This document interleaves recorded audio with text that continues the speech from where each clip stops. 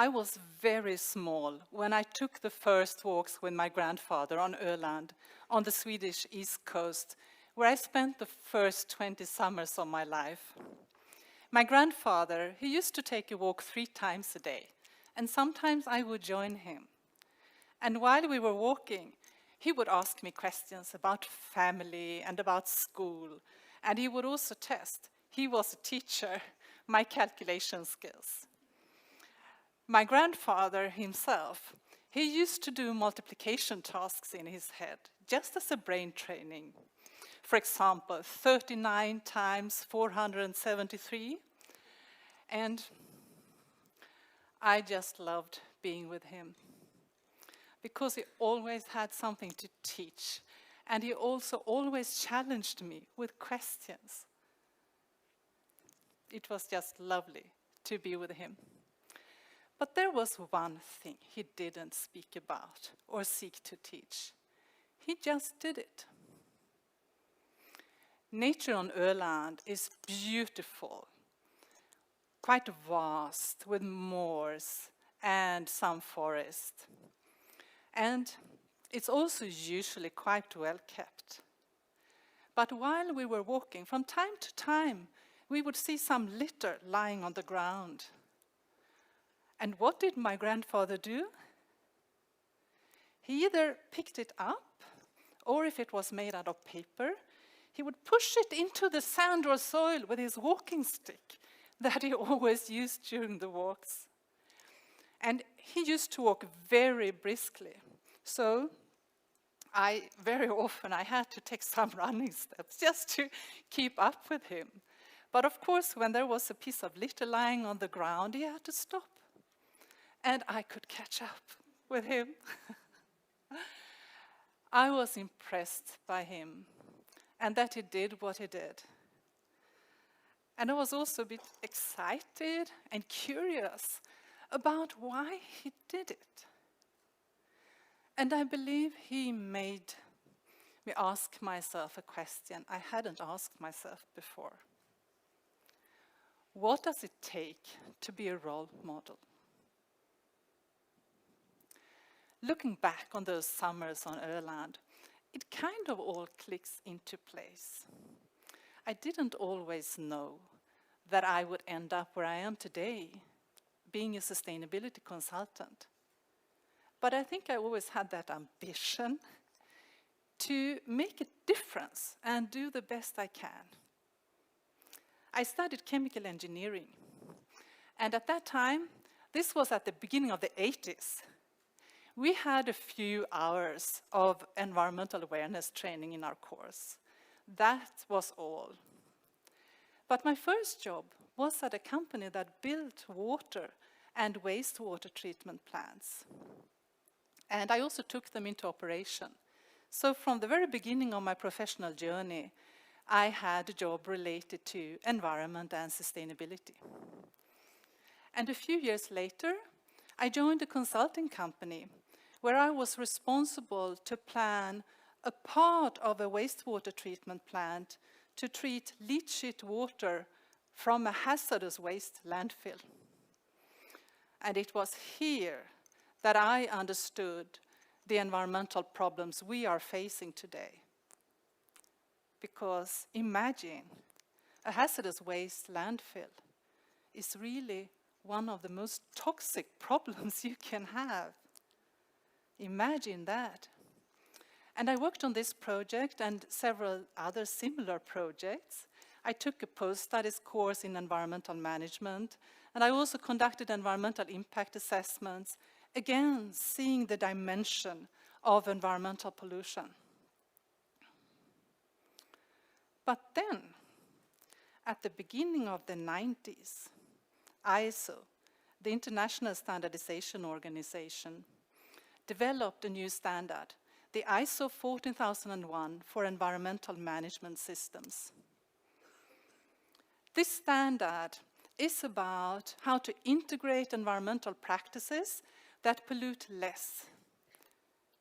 It is about taking measures to reduce pollution and waste by managing the processes and the practices in, for example, the factory.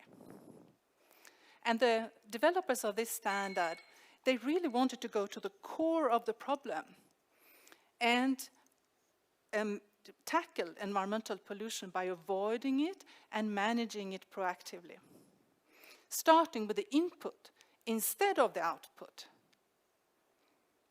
And furthermore, this standard also asks the users to set goals and report their progress on a continuous basis. When I learned about this standard, it was a turning point in my professional life because I saw the options ahead of us differently. I saw new opportunities. It was like a paradigm shift for me. And from then on, the purpose in my professional life was clear to me. In a nutshell, I saw sense-making, direction and action-taking, leadership, and I saw the management of environmental and social issues, sustainability. And I think that those two words have stayed the most important: leadership and sustainability. But what makes a leader for sustainability? Why is the combination of leadership and sustainability so important and so powerful? Well, I believe that everyone can take the decision to be a leader for sustainability.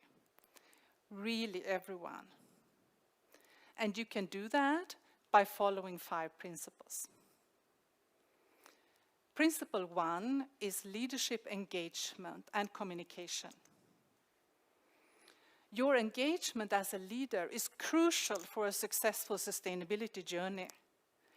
A leader drives change and innovation, creates opportunities, strives to be a role model, inspires people, and forges coalitions, internally and externally, for an effective and sustainable organization. When a leader takes responsibility and assumes accountability, it is as if a glade opens up in the forest where you were not expecting it. And then suddenly, unexpected things can happen. A former colleague of mine started to reinvent her department by using innovation as a driver for sustainability. She created new opportunities in her team with that, and it was totally unexpected. I have had many really good bosses in my life, and one of them, I still maintain contact with him after leaving the company 25 years ago. And he used to give me feedback related to my projects that really challenged me. And I had to go back into my office and rework and restructure my studies and my reports. And however scary it was, he actually caused me to think outside the box. He's such a great leader. Principle 2 is sustainability strategy being an integral part of the business strategy. So what makes a sustainability strategy? Sustainability can be a really powerful means to a successful business strategy if it is an integral part of the business strategy. And the challenge here is to meld sustainability and business together so that they really reinforce each other. But unfortunately, what we very often see is the opposite, where sustainability departments are running behind, trying to clean up what the business strategists have invented. And a truly sustainable business strategy actually follows sustainability as much as business.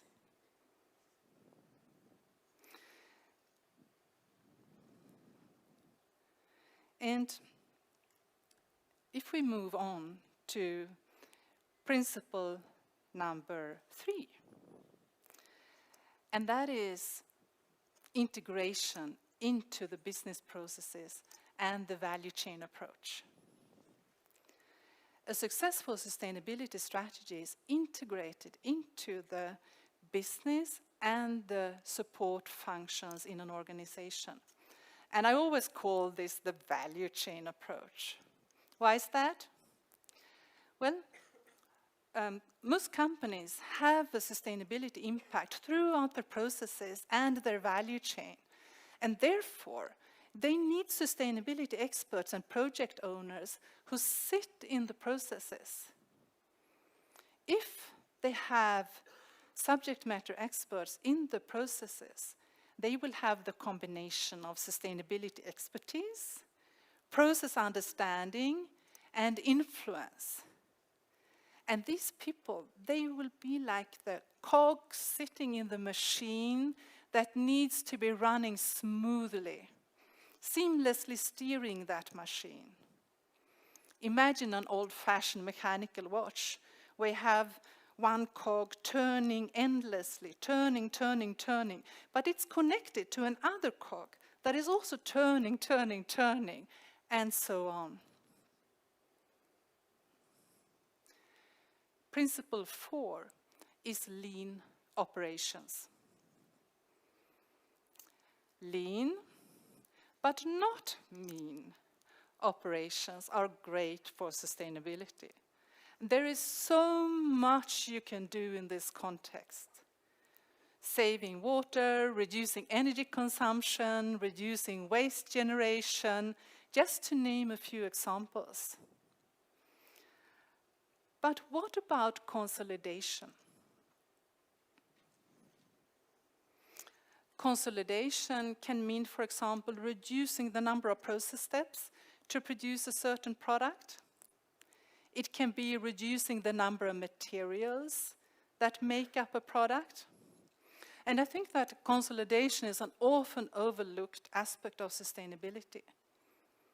And in a way, it also has a lot to do with simplification. And finally, principle 5 is the business case. As a leader, you are responsible for the business case for sustainability. But why is the business case so important? And believe me, I used to ask myself this question a lot. Why is it important? Isn't it enough to be convinced of doing the right thing? And yes, of course, we should be doing the right thing. But I have learned the tough lesson that it is not always enough. I have made mistakes when trying to convince people of doing what I thought was the right thing to do. And I have learned that putting myself into the shoes of the other person and appealing to his or her values creates a win-win situation where lots of reasons for being sustainable are available to both parties. And the business case itself is threefold, or can be threefold. It can be, for example, avoided costs. Costs you don't have today, but you also don't want to have them tomorrow. So, for example, to run your operations legally so that you avoid being fined for illegal non-compliance. The other one, lean operations, is a great way to save costs and also boost your profitability. But there is a third opportunity there. And this is about generating additional revenue. Sounds very good, doesn't it? But it's also hard and difficult to measure. But this is about building a great reputation for sustainability. This is about generating more sustainable business with more sustainable products, opening up lots of opportunities. And looking back at that question that I asked myself so many years ago, I want to ask you that question. What does it take to be a role model? As a leader of an organization, be it a small organization or a multinational corporation, or be it of yourself as an individual, you have the power to create change and drive sustainable innovations. Thank you.